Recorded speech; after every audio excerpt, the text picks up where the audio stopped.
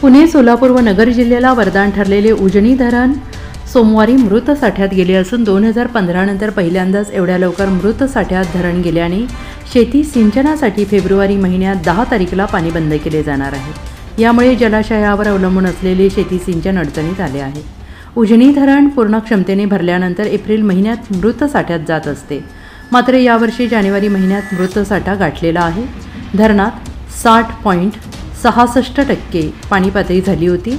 रब्बी पिकांसाठी उजनीतून मुख्य कालवा, सीना माढा उपसा सिंचन योजना, दहिगाव तसेच भीमा सीना जोड कालव्यातून तर सोलापूर शहराला पिण्यासाठी उजनीतून भीमा नदीत पाणी सोडण्यात आले होते।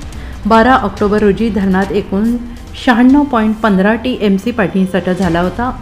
सर्वात जास्त मृतसाठा 63.66 TMC असलेले उजनी धरण आहे।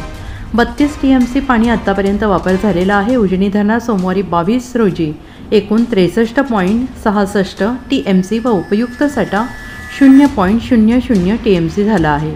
धरण 2015-16 मध्ये 14.67% भरले होते। त्यानंतर 2023-24 मध्ये फक्त 60.66% भरले होते।